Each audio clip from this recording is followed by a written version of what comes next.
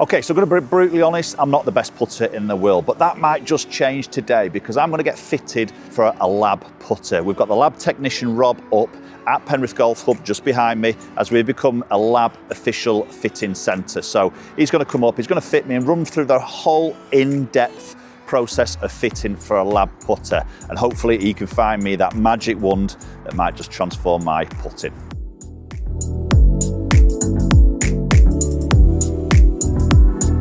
Right, everybody, so we're at Penrith Golf Club. We've just become an official lab stockist and fitting centre here. But today I've got Rob, who's the, what's your role? So I was the Scottish sales rep, but I'm now covering the northeast of England, or the north of England as well. So as well as kind of looking after all the accounts, we do provide a lot of fittings. So that's the whole idea of today. Super, yeah, so I'm in your hands. Good luck, by the way. If Rob can sort my putting stroke out with one of these wonderful lab putters, then I'll be more than happy. So, yeah, we're just going to run through a fitting session with Rob, just basically how it would run on a daily basis for you doing fitting events with lab around the country. Yeah. And then we'll see maybe where we get to. Cool. All right, so, in your hands. So, talk to me then. How can I make your putting better? He needs to sit down. Right, so, I mean, this is the putter I'm using at the moment, which is Odyssey. We had a little chat about this before, didn't we? But really feel like my alignment's poor, feel like I aim right. I've always been aware I probably hood the club putter on the way back, and I always feel like I reopen it, and I feel like that's a bit of a reaction maybe to typically I see a left pull in my putting, so probably, well, I think why I tend to gravitate a bit more to the right. So right to left puts, I struggle a little bit. I have to aim high, and then I either pull it or it stays way too high. So you're kind of reacting against, you're compensating. Yeah, and I feel very steery. Cool. So, I asked a few of the guys down here, and it wasn't necessarily the most complimentary part of the game. Got your work cut out. So, what balls do you play as well? TaylorMade TP5. TP5, yeah. Okay. So, one thing to comment on, like, how is your pace control? Struggle on long putts. Okay. Really prefer fast greens.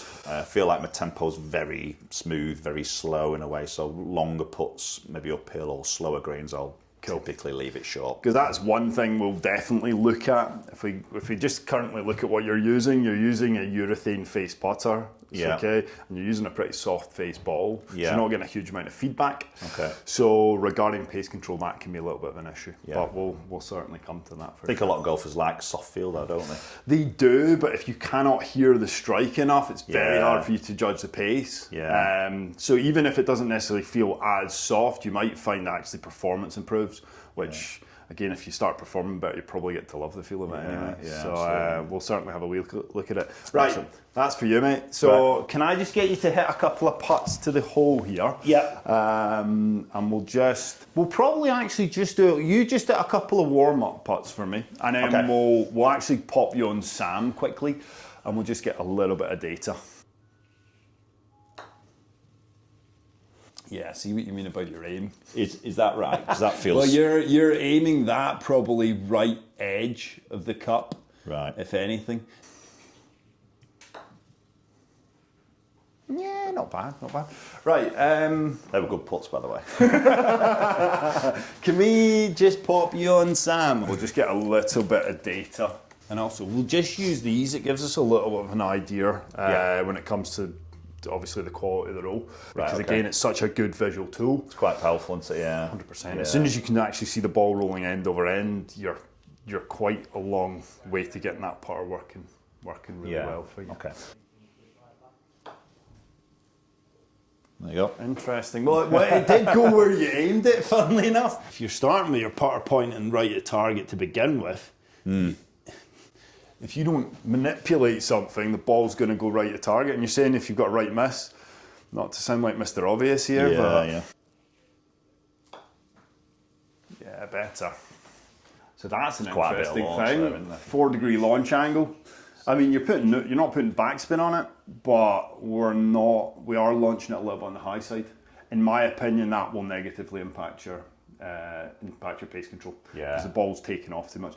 I look for a roundabout two if possible. Yeah, that's what I would say. Obviously, dependent on green conditions. If you're playing on really hairy greens, you can launch a little bit higher. Yeah. But I mean, 2 to 3. I wouldn't go any higher than that. Yeah. So that effectively there, that launch, I'm delivering a little bit more loft there, aren't I? Yeah. Because that shaft's just back. I would say as well though, because if we're looking at like angle of attack when it comes to putting, okay? Yeah. You do want to hit up on it. Yeah. But you don't want to hit too much up on it. It's like if you were doing a driver fit or driver lesson. Yeah. You want someone to be hitting on the up, but as soon as you go too far on the up, it then impacts a lot of stuff. Yeah. So I mean, you're 3 on the up there, which you're 3 on the up, then adding loft to it. That's probably one of the reasons where you're not getting the true roll, long distance control. Yeah, because it sort of feels like it'll obviously jump and potentially. Well, it's literally what it lands on then, isn't it, on the green in a way. You need to make sure though it's lifting off slightly. Okay, Yeah. You need a little bit of takeoff. Yeah. But then you want that ball to hit the ground and start to roll out. Yeah. And if it's just jumping that little bit too much in there, you're almost hitting like a little chip shot. Are you familiar with what lab is or what lie angle balance stands, like what it's designed to do? Yeah, I mean, I've had a little dabble with other brands in this area. Not really a lot with lab, to be honest. So, but it's always obviously. I mean, you were the first guys that introduced it. We got out. I mean, there's been other iterations of it. There's been a few toe-up putters and stuff. The whole idea with zero torque is something that basically sits in square to your target or square to your path. Yeah. Okay. So through the entirety of your stroke, that face is trying to balance, so you don't have to manipulate the face in any way. Yeah. Where we've got a slight advantage over all the other zero torque putters is the level of customization. Yeah. If we're looking at lie angle, so the industry standard lie angle is 70. There's a few that are a little bit more upright, but I mean, that putter here can be made anywhere from 63 up to 79.5.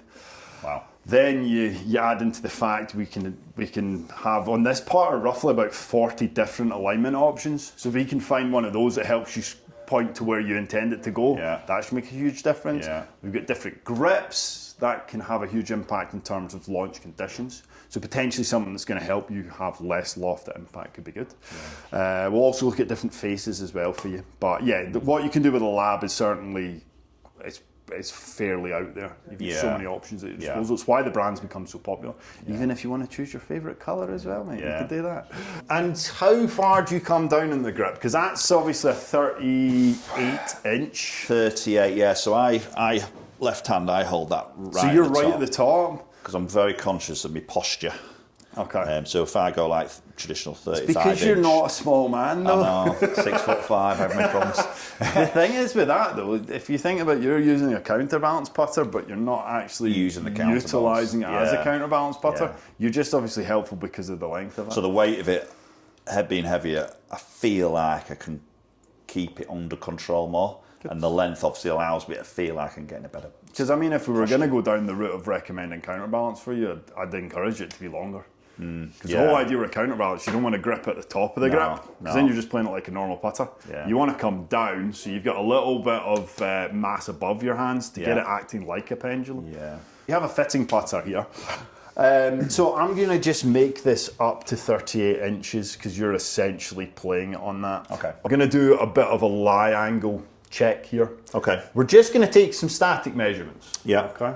Because static measurements are one thing, but dynamically, it does change, okay? So we need to actually have a look at how the lie angle is going to impact your quality. So this is fully adjustable, like a fitting tool? Yep, so it's a loose head and we can adjust the length. But the whole point here is, as you can see with the array of putters we have here, I've brought a few of mine along as well to kind of give you a really, just give you an idea of what's out there. Yeah. All of these will be different configurations of length and lie and weight and stuff like that, so we can really fine tune what we're going to need for you. Okay? Excellent. Right, so if you can grab that for me, okay? Let me just grab a ball for you. Right, so you just get yourself, so lengthwise feels pretty comfortable. Yeah. Cool. Right, can you just set yourself up into playing position for me? I want you ready to pull the trigger, okay? Right, can you just let go of that for me? Okay. Yeah. So I've got my little lie angle gauge here. Okay. To be fair, this does look fairly upright. Right, we're just going to zero this off. Interesting. So that's 74. 74. It's pretty upright, to be fair. Which is interesting because from watching you with your own one, it did look a little bit too off the ground. Right, let me go and grab a couple of putters first. We'll actually keep that one built up as well for us. Okay. Right, so I want you to grab this one for me first, okay? And we're going to use the strike balls here. So this is 70 lie angle, okay? We're just going to see how it reacts, okay? And then we're just going to work our way up and use some more upright stuff just to see what impact it does have. Yeah, okay. Right, mate, so we're going to have a couple of putts here and we just want to actually have a look at how well this ball rolls. It feels nice off the face. It feels, well, you can see, again, it's visual of that stripe on the ball, isn't it? It feels like it rolls good. I mean, it's looks-wise, it's pretty decent. I still think we need to go a little bit more upright for you, though. That was awful. That's that toe strike, isn't it? Yeah. Just grab this one for me. Again, you'll just need to come down and handle a wee bit on this one. Yeah, it's fine. We're just going to try something a little bit more upright. I also want to look at how you're reacting with the lines on here as well. Quite like those lines. That wee bit better. Yeah. Funnily enough, not quite as far right, to be fair. It's getting close.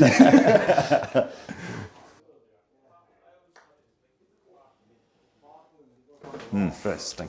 I think reacting to how you're doing with the length of the putter though. Yeah, it just feels short, obviously, but I would say from how it's sitting though, it is a little bit better. Which lie is this one? Sorry. That's 71. Right, okay. Because that's the thing, when I was looking at you from the static putter there and to what you're currently using, I'm like, there's no way he's going to need 74. Interesting. But we are seeing something here. If you have a little bit more alignment on your putter, yeah, it is helping with you getting the putter to the point where you want it to go. It's a much better putt, to be fair. Yeah. But I still think we need to go a little bit more upright. Right, grab this one for me, okay? So this is 72.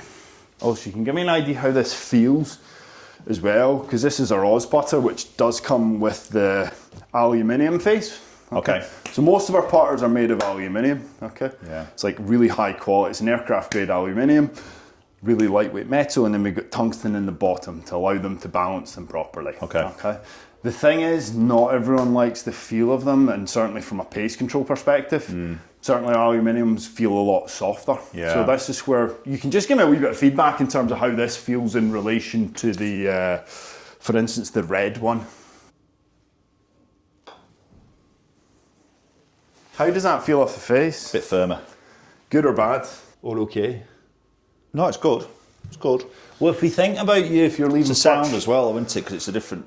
It's not as muted, is it? More clicky? Yeah. Sound equals feel. Yeah. Okay. Yeah. If we're looking at it from a technical perspective or a scientific perspective, that stainless steel face there comes off about half to a mile an hour faster than this one. So if you think if we can give you something that gives you a few extra rolls out, when you're out in the golf course leaving the putt short, certainly something that I think could benefit you. That makes sense. Can I just try something with you though? Address the ball, okay? I'm going to show you what square is. Okay. Right. How does that look? Oh my God. Does that look really close? That's good at these putters. Yeah, that looks really closed. So that's square. See, it's an interesting one because I'm super finicky of how, when you pull a putter off a rack, you sit it down. Yeah. If it sits, to me, closed. Don't like it. But what your square isn't not square. I know. Yeah. So that there, Rob, because that looks looks closed to me. So that looks pretty good. Really? Right. Okay. Yeah. So yeah, just trust that for me, okay? That's lined up really, really good.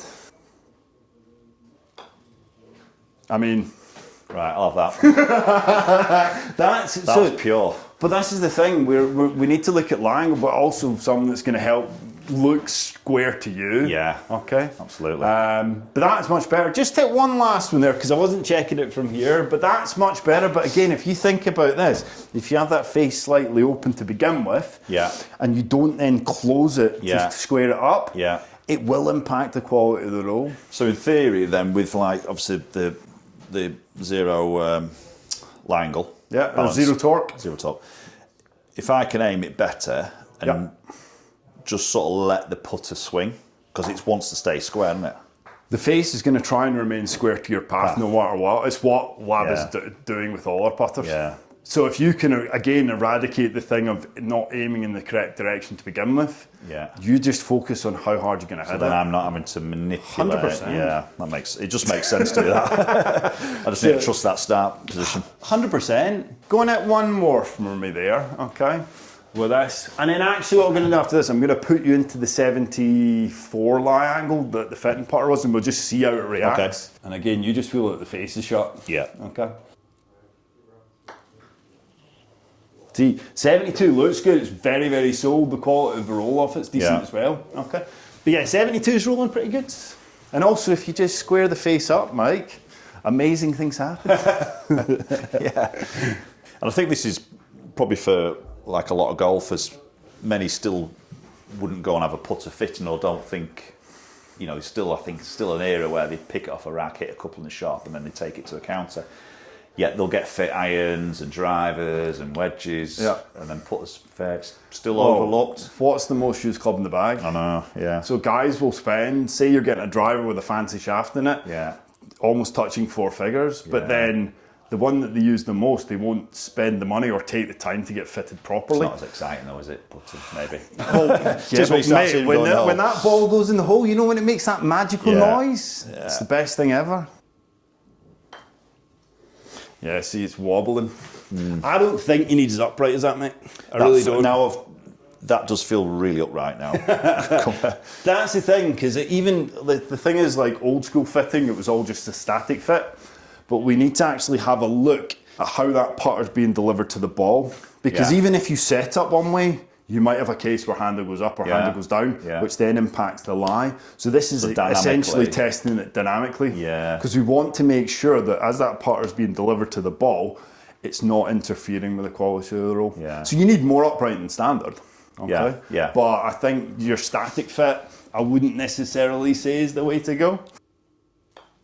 Yeah, I mean, we don't need to do any more than that. No. 72 for sure. Because this is the thing, if we keep you in counterbalance or we just make you a really long putter, okay? Because can you change if we say like traditional putter, but then made it obviously longer, can you add weight to it? Well, we can do a standard, a heavier, a lightweight putter, irrelevant of length. Right. And also if we look at like a traditional length of putter, I mean, I can go anywhere from about 28 up to about 38 inches in that, I think. Definitely 37. I think we can actually make them a little bit longer as just a standard putter, but we can also do it in half-inch increments as well. Right. As opposed to majority of the companies out there do a 33, 34, 35. We can, certainly for someone like you, you need something a little bit bigger. Right, what we'll do, and this is where I want to actually test you in this guy, okay? It is a little bit shorter, okay? I don't have any of these. They don't actually make the heel shaft in a counterbalanced. Right, okay. But I want to see what impact it does have with the alignment. So this is our HS, heel shafted Oz, okay? With what you were saying as well, the fact that you're using a very soft face, okay, and you're playing a soft ball, I honestly think for you it'd be a no-brainer to not give you a bit more feedback. To give you a little bit more ball speed. No, I agree with that, definitely. What I want to see though is how you'll line up with something like this. Okay. So, and also how does it look in comparison, not having the shaft in the middle? Are you for or against the centre shaft? I'll probably gravitate a little bit more towards the centre shaft. Okay, cool. And just purely because I feel like then if I get the shaft lined up in the middle of the ball, I'm in the middle. Okay.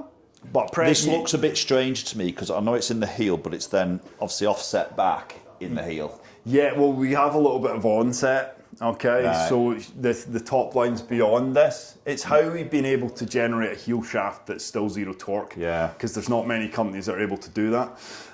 So it still performs the same as the lab. It's just from a visual perspective. If we're also looking at it from like head size, okay, because that's the thing. I don't necessarily feel with you putting is your strength. Your confidence isn't really there. 100%, if we're actually looking at it from a scientific perspective, okay. So I've got two models there. Okay, we've got a DF3 and we've got an Oz. Okay.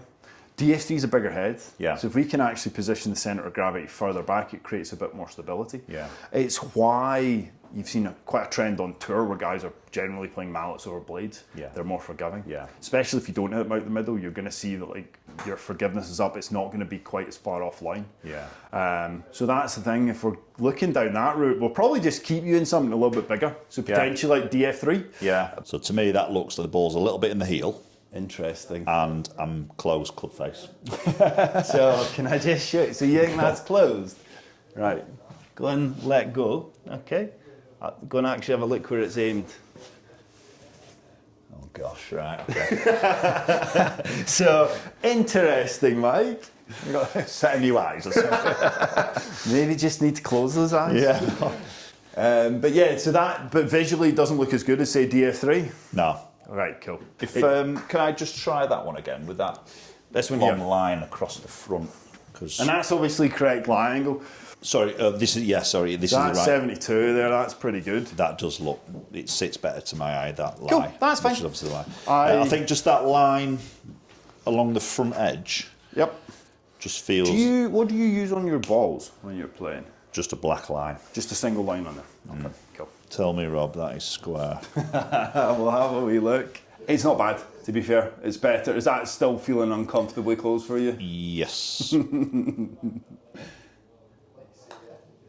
We obviously need to make sure the putter's correct, but if it is like a thing with aim, There's a technical thing there as well. You know, I've got stuff to take away probably from today there, which I sort of knew, but I probably just need somebody like you to tell me. well, that's it. Just to trust me, because it's like, as that just looks so wrong to me, and I think this probably relates to a lot of golfers, isn't it? You know, the change in technique, it's just the feel and the real 100%. can be so different, can't they? I mean, they can be worlds apart. Yeah.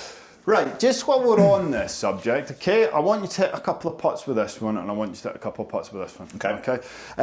We've got DF3 and we've got DF3i, okay? I want you to give me an idea of what feels better. Okay. Still with what we're saying with pace control is one of the things that's a little bit problematic with you.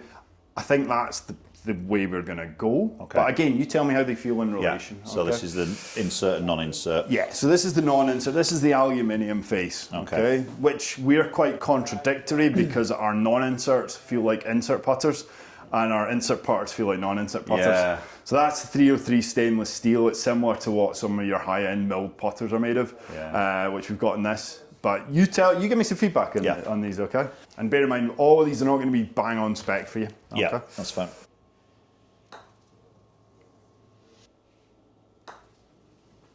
A wee bit better. That was a better strike, yeah. It certainly sounded a bit better. Yeah. Okay, give me one more with that. Okay. And then we'll pop you into this steel insert.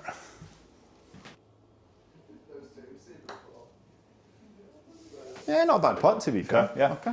Right, grab this one for me. And also tell me how it feels from a balance perspective. Okay. Because these are essentially the same length and the same, they're the same specs essentially, just the weighting in the face are a bit different. Okay. So this feels a bit more weight, a bit heavier. Better or worse? Better. Cool. It feels nice. You do. Straight away though, you look a little bit more in control. You're a bit more aware of where the head is. Yeah. Okay. You know, I tend to gravitate a bit. Well, that's probably why I've got that counterbalance in a way, just that bit of weight. Yeah. I do prefer. A little bit of a firmer feel, just first impressions off the face there, Rob. Cool. Against the idea of it? No. Okay. Because that's the thing, if you think about when you're putting out there, if you can get something that just comes off a little bit faster. That makes loads of sense to me, because I do struggle long putts. Never really get it to the hole. But we are, if we do equate it to what you're using, though, you're using a soft face ball and you're using a really soft face in your putter, which is going to give you no feedback. Yeah. Okay, so you don't really know how hard to hit it. And then obviously if you're playing in different conditions in different countries of courses where the green speed's massively varied, you're then trying to react to that as well. You want to have something that's a bit more consistent, something that you at least know what it's going to do. It's interesting with this line, it's just slightly, it's just moving slightly. So, I mean, from my perspective, if we're looking at where you're at in terms of your misses or leaving putt short, I'd be much more inclined to recommend that face over this face. No, again, as long as you're not like, look, I don't like the feel of it, because we still, putting's so feel orientated. If this one feels much better, then fair enough. No, I like the feel of that. Yeah, it just sounds a little bit, I'm going to use the word clickier, but You it's just a can use the little word bit, clickier. louder. I would say it definitely it comes off a little bit clickier. Feels fine. But again, if we're looking at how we can improve your putts, if we can get a few putts, if anything, slightly beyond the hole than short. Yeah, I love that. Yeah. There is the old adage, 100% of putts left short don't go in. Just out of interest though, if we're comparing head sizes on those, okay, visually, do you have a preference? No, DF3. Cool, that's fair enough. If we're looking at it from science, DF3 is more forgiving, it's higher mobility, it's more, higher MOI, sorry, it's more stable. Also, the hole in the back, you can pick the ball up on with it as well. So when you're getting all these gimmies from long distance, mate. Right, I tell you what we'll do next, okay? I'm just going to do a little bit of a check in terms of some alignments for you. We'll obviously take you through actually building a putter at the end. Great. But I just want to see from a visual perspective if some of these react differently. Okay. So these are all DF3s. Okay. Do me a wee favour then. We'll just leave the ball. Well, actually, you line the ball up for me. Okay.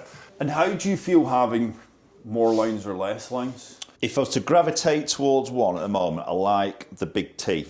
Okay. Cool. One straight across the front, one straight down the middle. Yep. Actually, I've got one of those there. But to be fair, I don't mind this. The three lines sort of frames the ball quite nice as well. If you think of it this way, one line can actually, if your one line doesn't necessarily always match up, if you have a few extra lines on there, it can give you a little bit more incentive of where you're bowling, where you're pointing the putter. Yeah. Okay. We do have different iterations of it as we'll run through. So you just set up for me what you think is square. Pretty good, to be fair. Is that looking closed? Or is a little bit, yeah.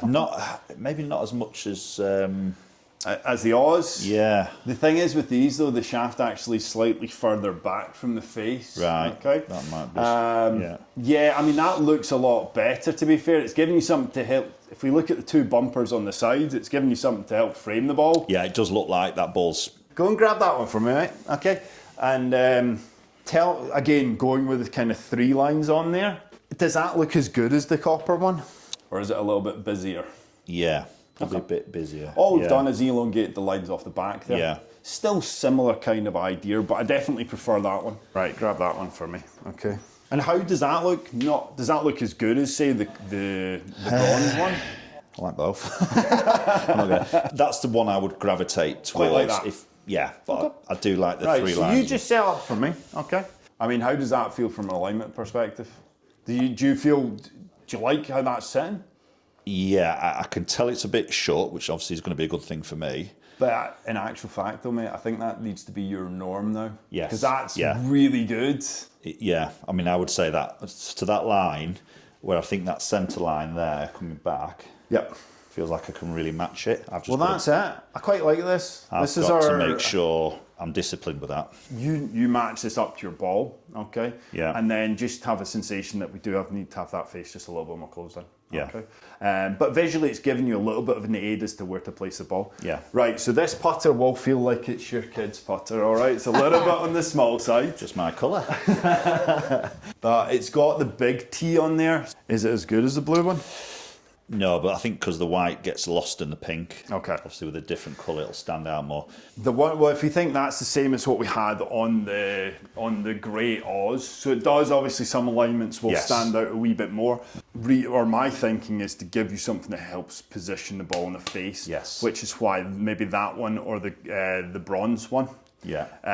In relation to an alignment perspective would be better for you. Yeah. Because it's almost making things a little bit more deliberate. Because I don't want you to address it a wee bit off centre. I want you to have some visual cues to help you position the ball out the middle of the face. Yeah. I think that smaller tee also, the width of that front line is the width of the ball, isn't it? Yes. Pretty much. Which also frames similar to the three lines. Yeah.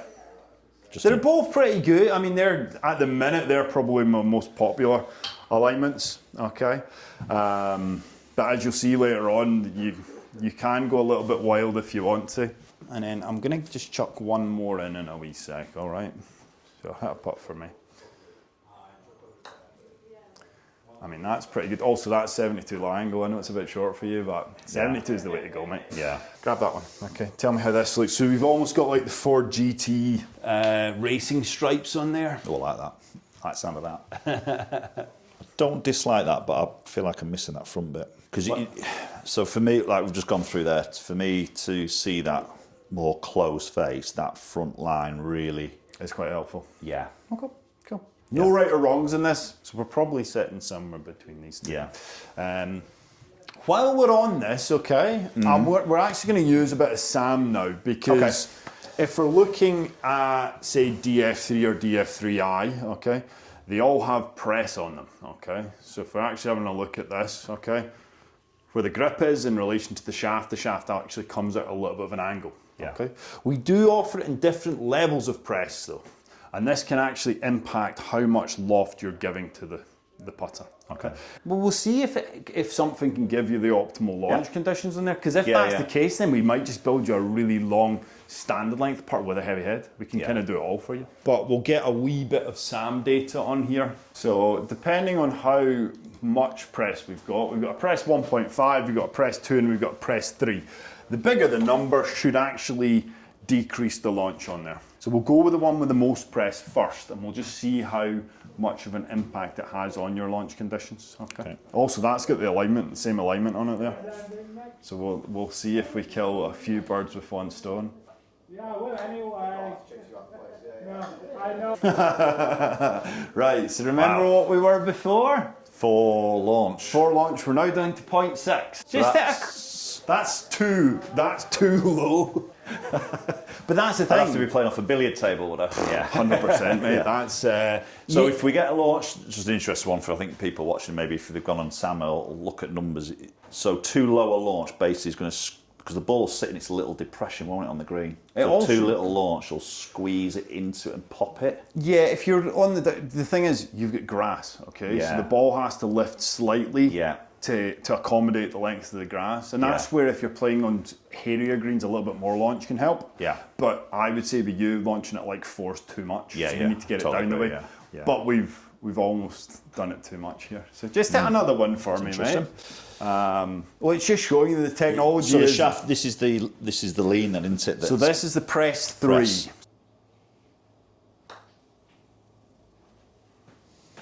Again, look, 0.7.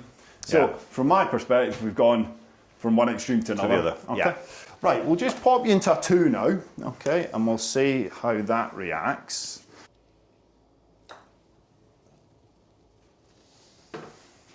Hey, 1.9. Perfect. Not bad. The main thing is, like, launch conditions in there are pretty perfect. Give me one more there, and we'll just do the full test. We'll just run you. We'll put you into a 1.5 as well.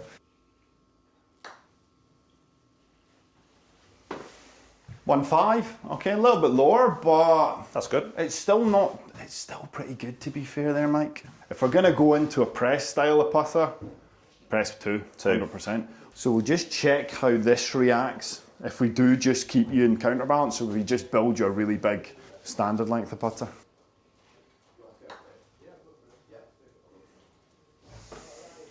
See, that's not bad as well, 1.7. It's not bad, but I think the direction we go into, keep you standard, okay? Keep your standard style of putter, okay? Press pistol 2. Yeah. And again, we'll go somewhere between 37 and 38 inches for you. Yeah. Okay. Yeah. I think that'll be... Final thing we're going to do is a little bit of shaft testing. Okay, cool. So... More options. More options, mate. We may as well while we're here. So we do have different offerings of shaft, okay? Okay. That's another component of feel, okay? Yeah. Our stock shaft is a steel shaft, okay? And traditionally that's what you're going to see in putter shafts is steel. But there is more technology now when it comes to putter shafts, and you'll have seen trends on tour where like Morikawa and these type of guys that are playing graphite. Graphite shafts are a bit more technical, okay? They are actually stiffer. Okay, they're stiffer with less torque, so there's less chance of the face twisting. Okay, where it comes to putter fitting though, it does have an impact on feel. Okay, so I'm going to give you a couple, and I want you to hit some putts with them, and you can give me some feedback in relation to how they feel. Great. Okay. Right, so you're going to hit some putts with this one first. Okay. Just basing this on feel alone, and I want you to just maintain those balls, and you tell me if you get any different feedback off these. Because we are going for something from you that's a very soft face into a firmer face, we might find that actually with a steel shaft, which generates more feedback, you might actually find it's a little bit too much feedback off that. Yeah. Okay. Just give me 2 more with that. And then that feels pretty solid. It will do, because steel's going to give you a little bit more vibrations up the shaft. Right, okay.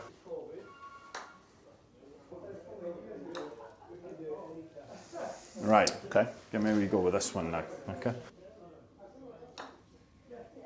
The same? Not quite as, maybe as solid. Okay. Maybe not quite as loud. Yeah, not as loud, that. Better or worse? I quite like that. The thing is, if you're going from a urethane covered or urethane face into steel face, if we could then add something to kind of dampen in the feel. Yeah. I think that plus, gives me a bit of that. Yeah, I know what you mean. Yeah. Plus, if we're thinking about it from a technical perspective, graphite is a little bit better than steel. It's like, that's the Acra graphite. Why do no one play steel in their woods anymore? Because technology in their wood technology is so much more advanced in graphite compared to steel shafts. Yeah. So now they're starting to incorporate it into putters. It is so much about feel though, and again that will be a little bit more complementary with the steel face. Plus, if we were to do a robotic test between graphite and steel, graphite will always win. Really? Yeah. It's just eliminating that. Even though it's a zero torque putter, we've got something there that's eliminating any form of twisting. So you would, if it feels better, that'd be the direction to go down. So I think we've pretty right. So we're settling on, well, I think 37.5 inches for you in terms of length. Yeah. 72 lie angle. Okay. DF3i, so we're going for the insert. Okay. And we'll go for an Acra graphite shaft in there. So, and a heavy head. Yes. Okay. Perfect. So, next stage, we need to let you design your putter. Okay. Fun bit. This is what we can do with your lab putter. All right. A few options there. How long have we got? Now, when it comes to building your putter and speccing it up, this is incredible from Lab. There are loads of choices, and this took actually quite a while to run through, but the level of customization is off the charts in comparison to other brands, something I've never seen before. So what you'll see on screen here now is you choose your putter, and then you can choose the colour of your putter. Now, I'm really tempted to go into the blue. And what it does here, obviously, it updates. Every time you choose an option, it updates it up on the screen. So you can actually see your putter and exactly what it's going to look like. So I'm going to go into the blue here. We're going to go with the Acra. It is an upcharge on the Acra because it's a graphite, but you can obviously have the choice of that. 37.5 inches, which I don't think any other brand offer that. Look at all the lie options. I'm going to go 72 as we went through in the video. And this is the crazy bit. This is where you can choose your alignment. Okay, now I would really like the small T with the line through the back. So if I go and find that on here, which is that one. So if I go back here, we can now see a picture of what your putter will look like. And you can change that around. So let's let's maybe look at the big T. What does that look like? There we go, and you can see it on the screen. So that's where I think Lab is fantastic. You can really pinpoint, choose your alignment aid exactly how you want it. Then we can choose a head weight. So we went heavier because I like that heavier feel.